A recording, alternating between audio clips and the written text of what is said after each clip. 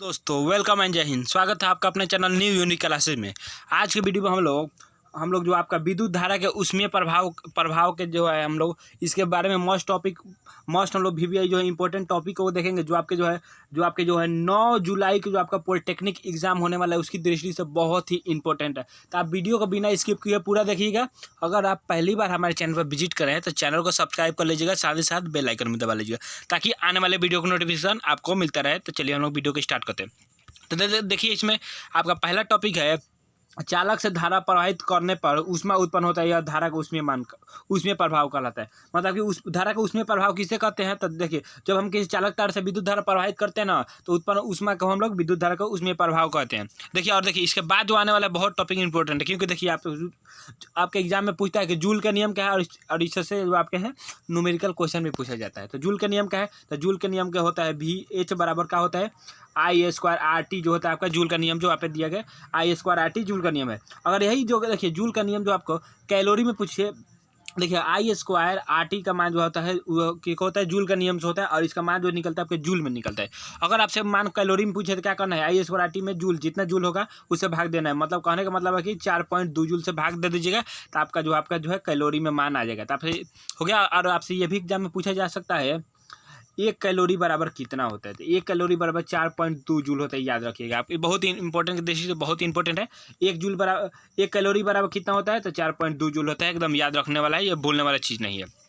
अगला देखते हैं, अगला टॉपिक आपका विद्युत शक्ति का सही मात्रक होता है। तो विद्युत शक्ति का सही मात्रक क्या होता है? तो हम लोग जानते हैं विद्युत शक्ति का सही मात्रक क्या होता है? वाट होता है।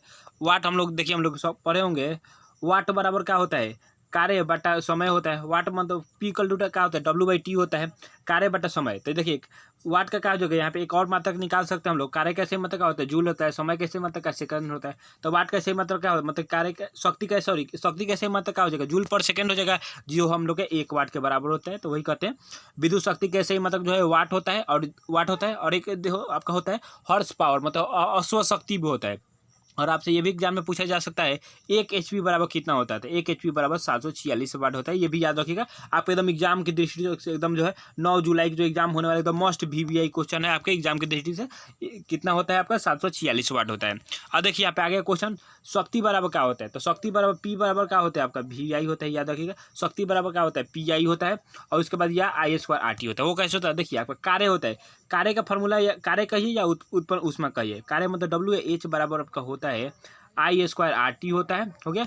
या आपका होता है VIT होता है या V² T/R होता है। ये 3 को फॉर्मूला कार्य का। जब इसमें हम लोग समय से डिवाइड करते हैं ना, जब हम कार्य में समय से डिवाइड करते हैं तो उसको हम लोग शक्ति कहते हैं। तो उसी प्रकार जो आपका VIT आया था ना, तो आपका T समय से विभाजित करने के बाद T कट जाएगा, आपका V आ जाएगा। तो आपका शक्ति बराबर क्या हो गया? VI हो गया। देखिए ये जो आपका जो है ना ये न्यूमेरिकल बनाने की दृष्टि से बहुत इंपॉर्टेंट है, क्योंकि पिछले बार जो आपका पॉलिटेक्निक में इससे न्यूमेरिकल पूछा गया था आपका केवल क्या दिया आपको। देखिए आपको एग्जाम में क्या देगा? आपको या तो शक्ति दे सकता है, शक्ति दे देगा एक, उसके बाद विद्युत धारा देगा। तो आपको जो है विभवांतर पूछेगा, विभवांतर पूछेगा या विभवांतर दे देगा और उसके बाद में है विद्युत धारा दे देगा। तो आपको जो है शक्ति पूछेगा। ये याद रखिएगा। तो P बराबर VI होता है या I² होता है। हो गया एक। और उसके बाद देख लीजिए एक वाट आवर मतलब 1 घंटा वाट आवर बराबर कितना होता है? आपका होता है 3600 जूल होता है। याद रखिएगा। अगर आपसे पूछे 1 किलोवाट आवर बराबर कितना होता है तो याद रखिएगा 3.6 × 10⁻6 जूल। 3.6 × 10⁻6 जूल होता है। याद रखिएगा बहुत इंपॉर्टेंट है। या इसको हम लोग 1 यूनिट कहते हैं। अगर आपके एग्जाम में ये भी पूछा जा सकता है 1 यूनिट बराबर कितना होता है? तो 3.6 × 10⁻6 जूल होता है। याद रखिए 1 यूनिट बराबर। अगला देखते हैं, अगला टॉपिक है आपका विद्युत धारा के उसमें प्रभाव का उपयोग अनेक उपकरणों में किया जाता है। तो अब देखिए विद्युत धारा को उसमें प्रभाव का उपयोग हम लोग अनेक उपकरण करते हैं। आपसे ये भी क्वेश्चन पूछा जा सकता है कि विद्युत फ्यूज किस सिद्धांत पर कार्य करता है। देखिए ये जो सारे चीज़ है जो है पक्का उसमें प्रभाव का सिद्धांत पर कार्य करता है। ऐसे एग्जाम में आता है। देखिए जैसे मैं आपको प्रदीप्ति लैंप जो आपका विद्युत धारा को उसमें प्रभाव सिद्धांत पर कार्य करता है। फ्यूज जो है विद्युत धारा को उसमें प्रभाव सिद्धांत पर कार्य करता है। इस कारण जो है क्या होता है, जब आवश्यकता से अधिक विद्युत धारा प्रभावित होता है तो फ्यूज गर्म हो जाता है और गल जाता है। यही कारण है। गर्म हीटर भी है जो है, हीटर गर्म होता है तभी ना हम लोग को ताप देता है। तो आपका उसमें प्रभाव के सिद्धांत पर ही कार्य करता है। स्त्री मतलब प्रेस जो है गर्म होता है तभी हम कपड़े को प्रेस कर पाते हैं। वही हो गया। आप उसमें प्रभाव के सिद्धांत पर कार्य होता है। 4 याद रखिएगा।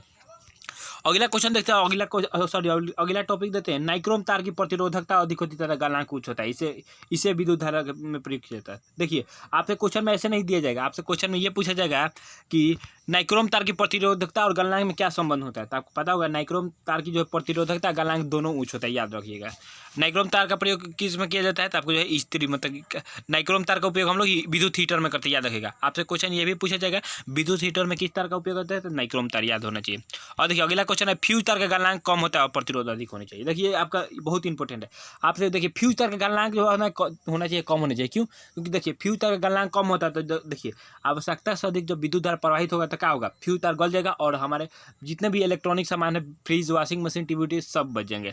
और उसका प्रतिरोध अधिक होना चाहिए। प्रतिरोध अधिक कहने का मतलब है कि जब आवश्यकता से अधिक विद्युत धारा आएगा ना तो उसको रोकिएगा, रोकने की क्षमता होना चाहिए, रोकेगा। यही कारण है कि प्रतिरोध अधिक होना चाहिए और कहा नहीं गलनांक कम होना चाहिए, याद रखिएगा आप ये भी।